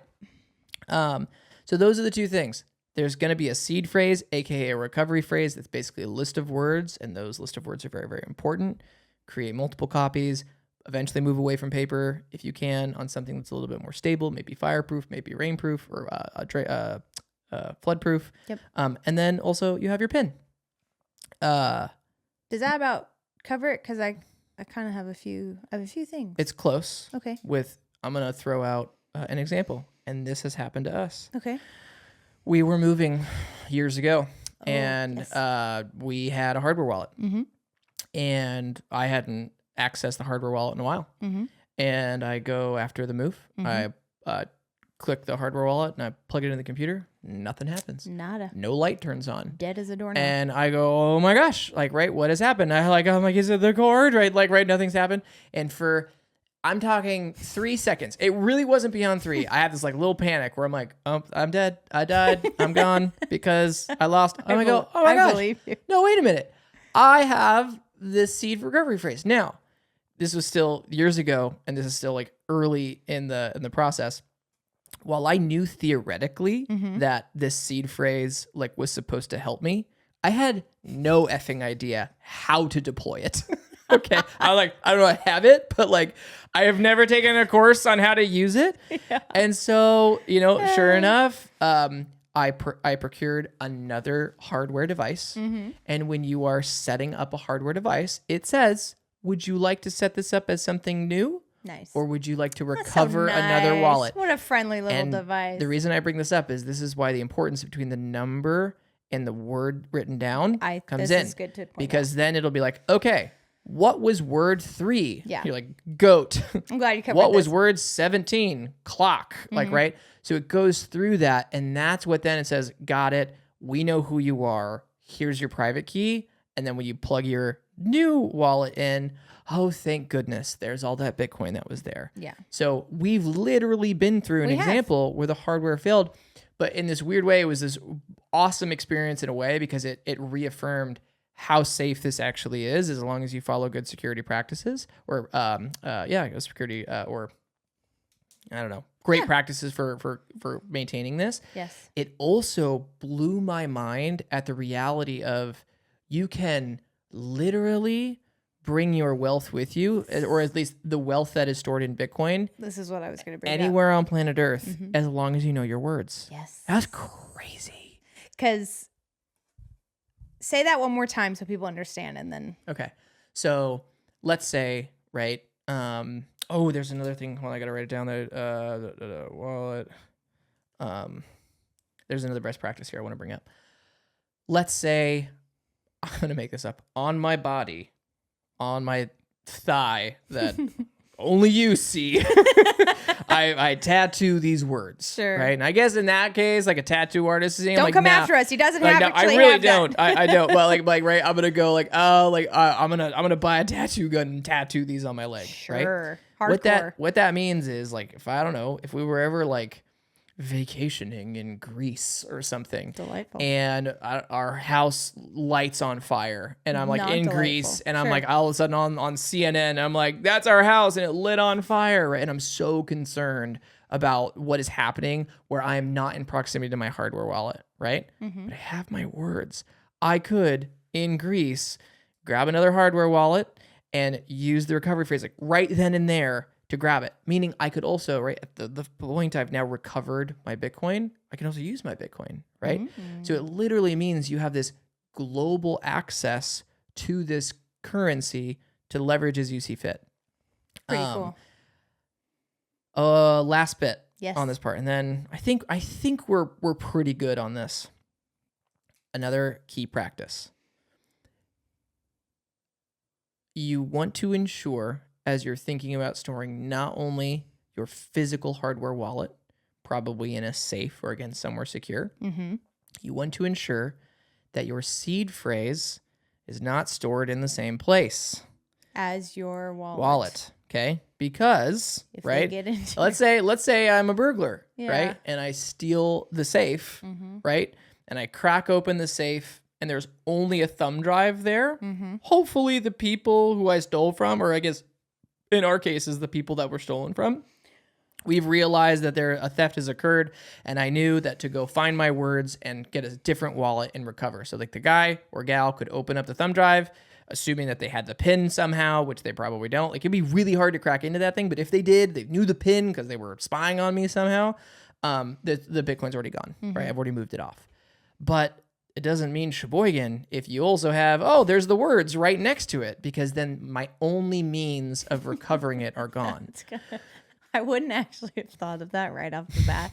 And that's kind of sad. Funny, because that's all of our instinct to be like, this is secure. Yeah, this is secure. They're stored at the same place. Like, no, they do need to be stored in different places. We can get into a different episode of like, considerations ideas. There. Yeah. Is that a different safe? Is that maybe, again, with people that you trust, friends and family, is that at a different location like a safety deposit box or things of that nature? Anyways, that's just the last bit that I want to cover there. That is setting up a wallet. That is how Jane would ultimately not only set up the wallet, the important parts about that setup, how she would then get the public address to go to Coinbase and say, please send the Bitcoin here. And forevermore, as long as Jane controls that device, which in doing so is the private key, which would allow her to send Bitcoin away from that device. Okay, so that's why it's such an important thing. As long as I control that and I control my seed phrases, I'm good to go. Okay. Things kept popping up throughout, but you were kind of on a roll, so I didn't want to cut you off. You're so kind. Thanks. Let's see if I can remember them. Okay. These may feel like bulleted little snippets. So I apologize if it doesn't really play with the flow of what you just did. That's fair. But I am going to do my interpretation. A few things came up. Quick notes. I think one of the other things about buying a cold wallet from an actual vendor as opposed to Amazon. I don't know if you've ever bought anything on Amazon that requires talking to a support person. That Amazon support person isn't going to be very helpful when needing advice or technical support for your wallet. I guess if you bought it from the brand on Amazon, you can contact the brand. But that's one of the things I think that would be probably super helpful. If you buy it from Ledger, you can contact Ledger support, I imagine. If you buy it from Amazon support is not, I'm making an assumption. No shade, Amazon, but we're going to. They're quick on that chat, but it's more with, returns and exchanges. I don't think they're really going to be able to assist you with the functioning problems or anything with your cold store wallet. So that was just another different perspective on maybe why, if you're still going, I'm going to buy it on Amazon anyway, it's helpful to have an actual face and number to contact in case you need support. So that was one thing.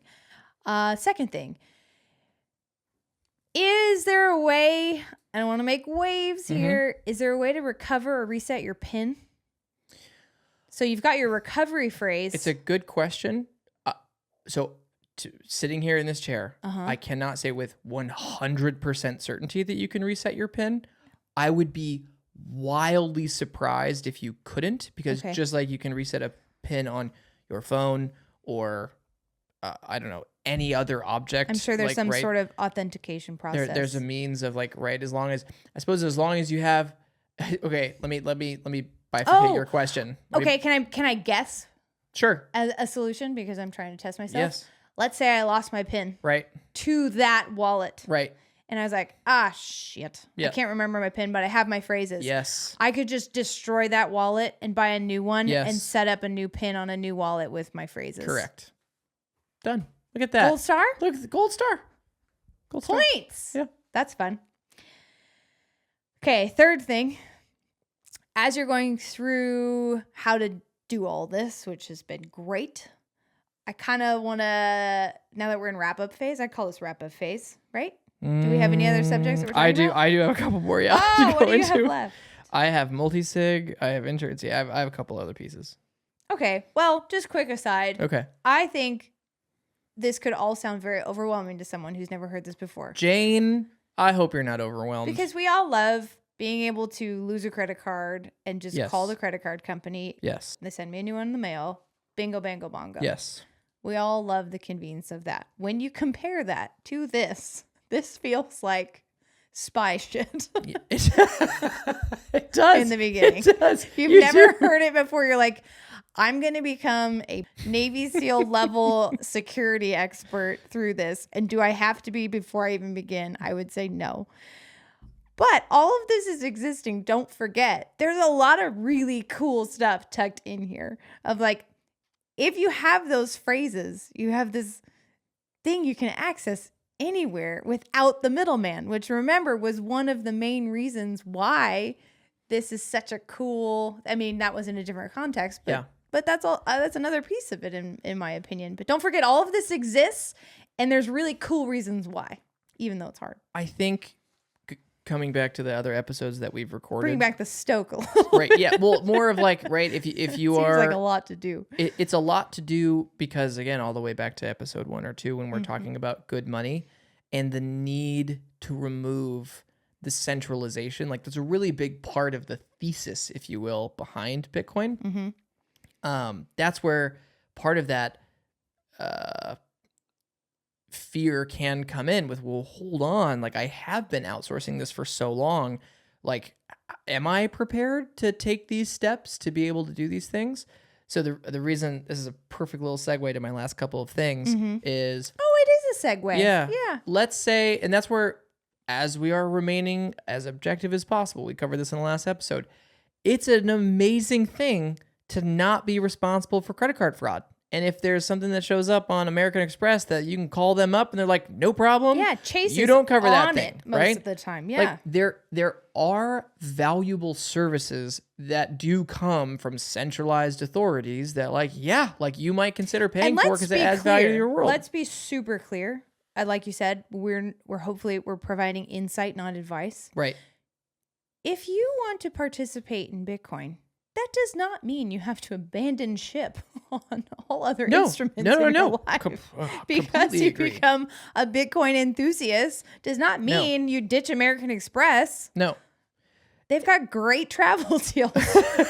Their points are so my great. free breakfast. On that, it's you might even go for the future of Bitcoin and where you go, okay, we get that, at least from a principled perspective, we need to remove a central bank's ability to print money. And so that's why I'm engaging in Bitcoin, is because I want something that is a hard asset, that is capped from a supply perspective. Like all those things are well and good. But what if I, as a consumer, do see value in some of the like even security services around my money normally? Like how might that apply to Bitcoin? Yes. So turns out there are companies and solutions that offer this. So I'll throw one out there. Swan Bitcoin. Swan Bitcoin. If you are like you consider yourself a total novice and you would like some help with this, Swan Bitcoin offers those types of services. Of course, like in this case, they are not free services. Like maybe some of them are, but if you are keen to outsource some of this to another, to where you can have help throughout this, like plug for Swan Bitcoin. Like those are some of the services where like you can have an onboarding specialist, like you can have them help you with wallet setup. Like there's a lot of things. That would be one. Number two though, and this is more getting into that, like those that might be like, oh man, I want to make this even more secure, right? So like this is where I nerd out and I get excited about these things. It becomes your hobby. One of the things, we mentioned this on a previous episode, but this topic would be called multi-sig or multi-signature. This is cool. So multi-sig means, let's say I'm Jane again, and again, for practical reasons, let's say Jane has one Bitcoin in her wallet, right? And let's say Jane is just feeling really nice and wants to give a family member 10% of that Bitcoin, 0.1 Bitcoin, right? And so Jane's going to go, great. I'm going to go ahead and transfer from my hardware wallet or from my Bitcoin wallet. I'm going to transfer out 0.1 Bitcoin. In order to do that, right, I have to quote unquote sign from my hardware wallet. It means I'm going to put in my PIN. So it's like, yes, it's me. I know this is my wallet. And I send 0.1 Bitcoin. That would be an example of a single signature. Just Jane signed to send the Bitcoin. Multi-sig would be requiring additional signatures to confirm that, yeah, you're going to send this Bitcoin away. Multi-sig. And so in a multi-sig environment, you can set up an ecosystem where you require, for example, 2 of 3 private keys. Cool. So give me do you want to do a scenario which this would exist? I'll do a scenario, and again, I might be mixing some, I'll call it like marketing rhetoric. Okay. Multi-sig sounds, to your point, like hacker like nation. So we'll use something a little bit better. Okay. Collaborative custody. Ooh, Collaborative I love custody. a good alliteration. Companies like CASA. Oh my God, a triple alliteration. CASA, Unchained Capital.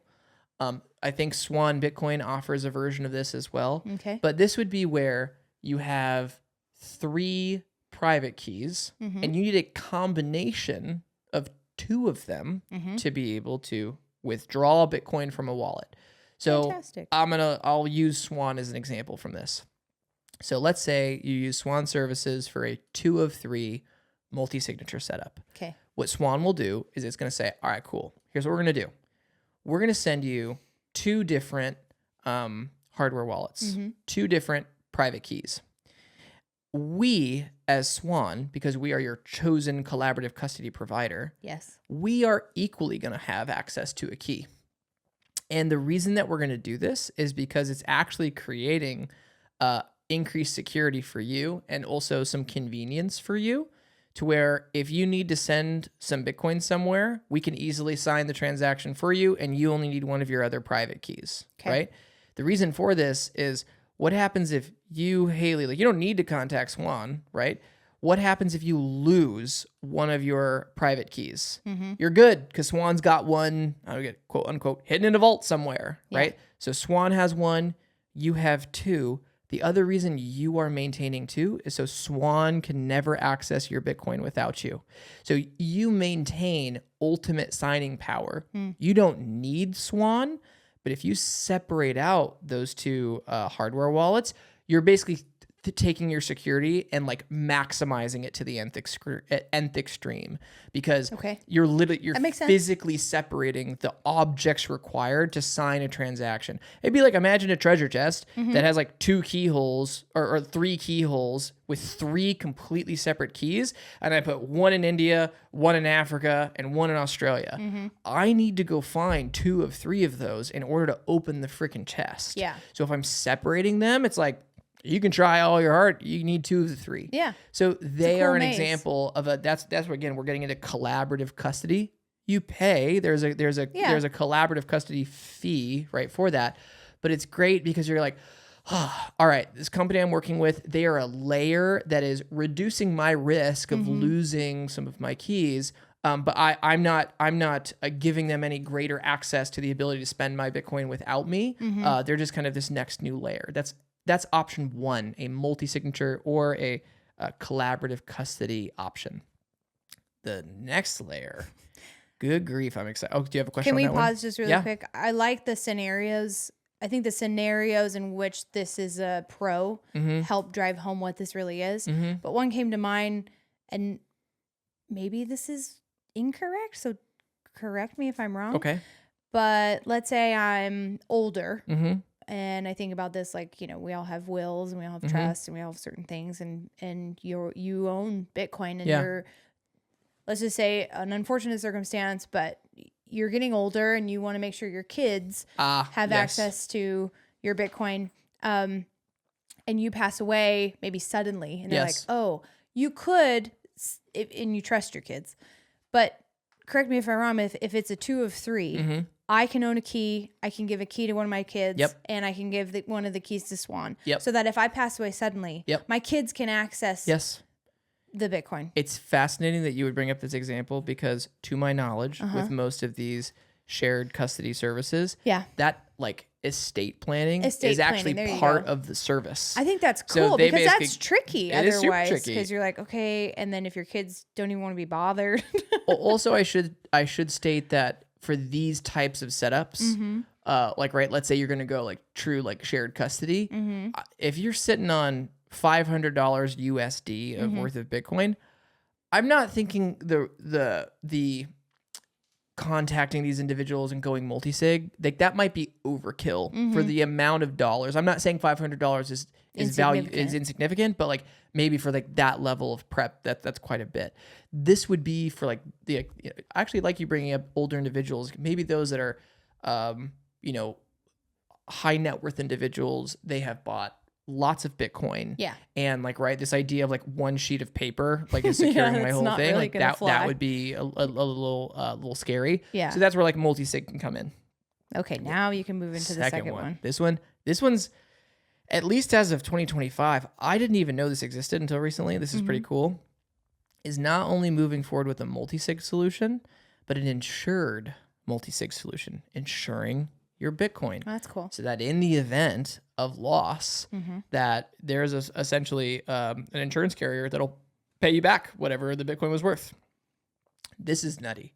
I didn't know this existed. The only company I know of that does this as of now is a company called Anchor Watch. Yes. So they would not only assist with the multi-sig, and I don't even know if multi-sig is a requirement to do it, but they, through, I believe it's Lloyd's of London, a major global insurance carrier, they will insure your Bitcoin. Now, again, you pay a fee for this service. So these are not free things. But if you as an individual are saying, you know what, some of that third party, this middle layer that we're trying to get rid of, and I get it, I'm getting rid of them from a money printing perspective, but I really valued some of the services that made the security not so daunting. These are some of those services that exist. So again, if you're a high net worth individual and you got, $1 million worth of Bitcoin or something like that, you might be intrigued to see what is an insurance policy through AnchorWatch cover, so that if I ever screw up and lose my private keys or anything occurs like that, they evaluate just like they would on a home burning down or something like that. They look at your claim and they say, yeah, okay, here's, however much your Bitcoin was worth. That boggles my mind, because I think that is going to become a very, very popular option for people as their portfolios become maybe more open to Bitcoin, especially as people are reaching retirement. And so we're talking like very large portions of their portfolio potentially being in this. I think they're going to be very intrigued by it. And so then just imagine anyways, it's going to be very neat. I'm very excited about that one. I was like, bing, bing, bing, bing, bing. And I don't know if they were really questions, more commentary. But I think as you start to explore this is our goal, making Bitcoin more approachable. There are a lot of different options, a lot of different sizes, a lot of different, pairs of shoes you can buy. If the first one doesn't fit you, you want to try on different pairs of shoes, you can insure it. You can use, again, the fancy words, you can go as decentralized or as centralized as you want if you want to participate. Right. There is not one avenue. Right. And I think that's probably why most people don't even look, because they're like, well, it's one avenue and it's super complicated, whatever. But as we said, as wider adoption happens, more options happen. So as this gets bigger and bigger and people start to deem it more valuable, you're getting more options for wider adoption, which only helps the whole thing in general. But I like being able to bring these things up because it does sound scary. And you can be the John Wick of this whole thing. I love John Wick. Or you can be a little bit more of like, I'm pick another person on the other end. Anyway, I think it's really cool to even hear the insurance option, because I think that's indicating that there is wider adoption. So the fact that insurance comes up is only another very familiar category that's saying, yes, this is something that has merit. Apparently has value. Yeah, it's why would we insure it if it didn't? Yeah, so I think that's really cool. There was another point I was making, but I forgot. So, well, we got through though.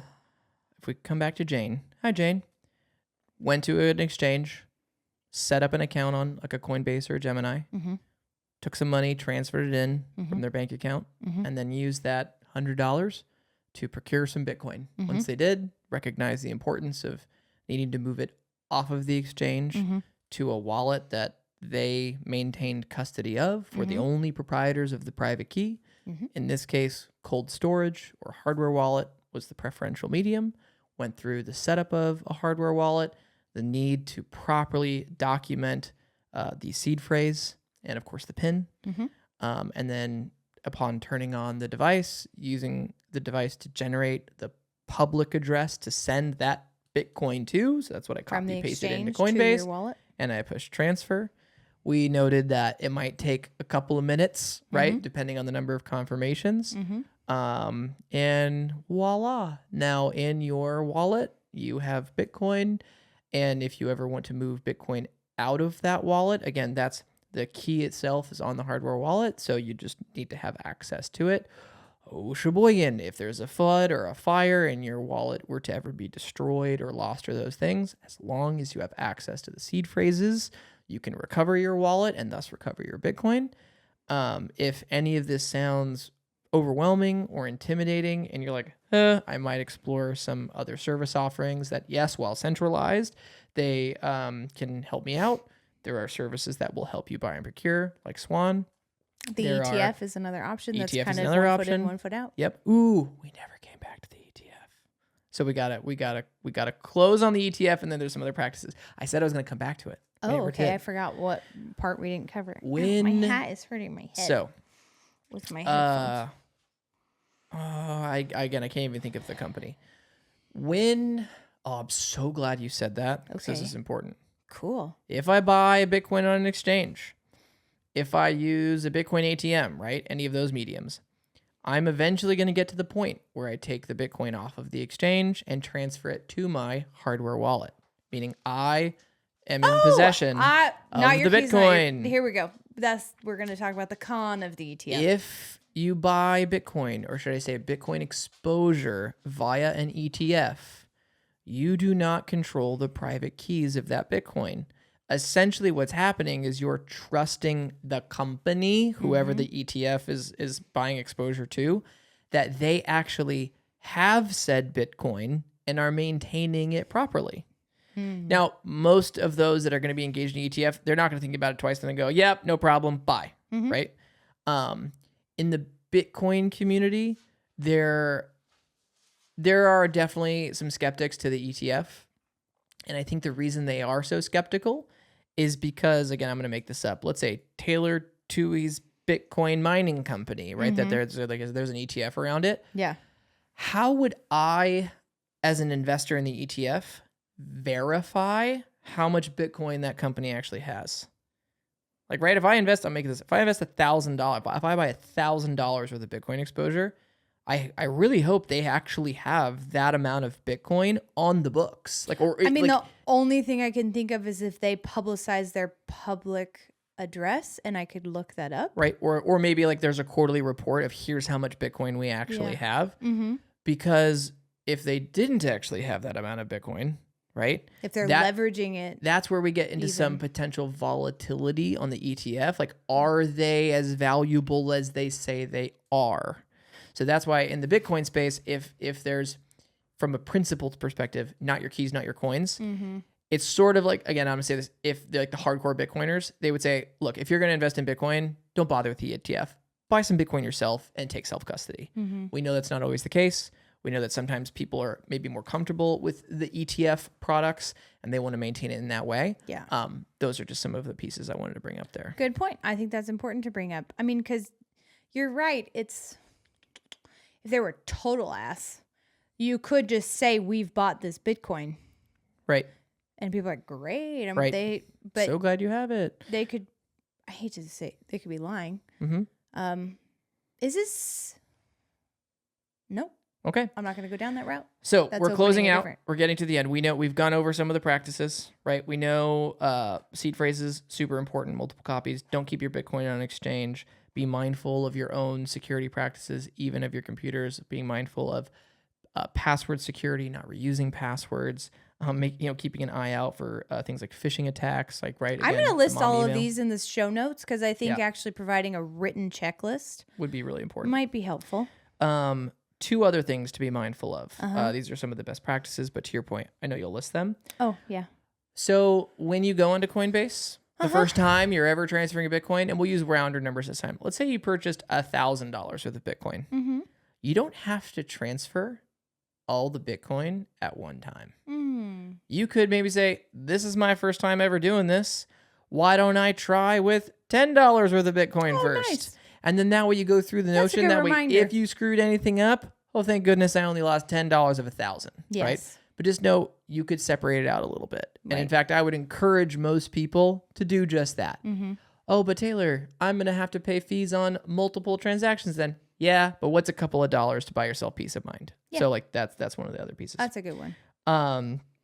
Second bit, you brought up estate planning, but again, you and I are fortunate. We have each other. We're very mindful of our Bitcoin protocol, if you will, as a family. But if you're solo, and again, maybe you I don't know, you are getting up there in age, or maybe you're planning for mortality ultimately at some point in time. Yeah. Not the worst thing in the world to pull in trusted advisors or like educate family members who may very well inherit your Bitcoin on how to access it. Yeah. Because if you're listening to this for the first time and it feels a little intimidating, imagine a terrible circumstance where you've, again, passed away and now your family is left over and they don't know anything about hardware wallets and private keys and how to get those things. Yeah. So something to consider. Last thing, and again, I'm going to end the episode on a disclaimer. Well, I get to do a wrap up too. Yes, we are not financial professionals, so please consult with your public accountants, your financial planners for all of your potential financial moves. Taxation. So Bitcoin is a little bit interesting because while we refer to it as a currency. Mm-hmm. It's treated more like an equity, like a stock. Mm. So the reason I'm bringing this up, and it's important, Mm-hmm. for those that are just going to buy and hold Bitcoin, Mm-hmm. eventually, Mm-hmm. if you ever sell that Bitcoin for dollars, Mm-hmm. right, that is a taxable event. Mm. Just like if I bought a stock like Apple and held it for a couple of years Mm-hmm. and then sold it, I have to know what was my basis, like the amount that I originally bought the Apple stock for, to create how much tax do I owe on that transaction. So cryptocurrencies, or at least I'll say in this case, Bitcoin, is the same. So some people may want to play around with Bitcoin a little bit. And so not only take USD right. and go to Bitcoin, but then get Bitcoin and then back to USD and do that trade. But just be aware. Every time you do that? Well, not for the purchase, right? Again, you have to maintain what's my basis, but buying Bitcoin, and again, not a CPA, but to my knowledge, buying Bitcoin is not a taxable event, right?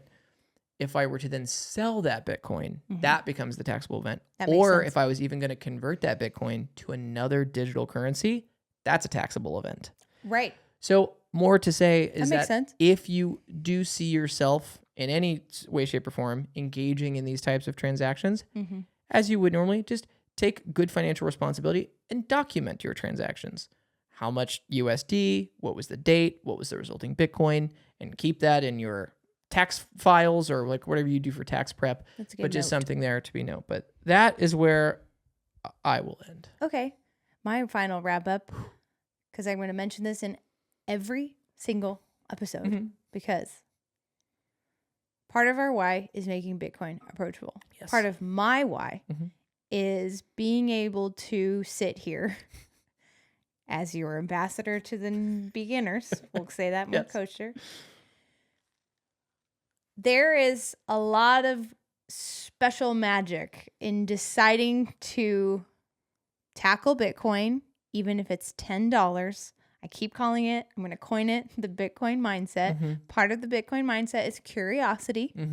The other part of the Bitcoin mindset is that it's a gateway. It's like, I hate to say Yes. gateway drug, but it's a gateway into looking at other aspects of your life with your partner, on your own, as an individual, as an adult or young adult or seasoned adult. Even think about what we talked about today, buying Bitcoin on an exchange, putting it in a wallet, and having the self-awareness and trust in yourself to be able to just write down 12 words and in the Yes. right order and put them somewhere.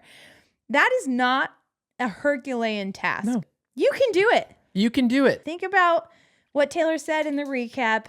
You're going on to an exchange, you're connecting an account, you're deciding to purchase, and then you're transferring, and believe in yourself, have the self-awareness, just be alert. You got this. You got this. Well, there. You got this. Done. Send off. Episode 4. You made it.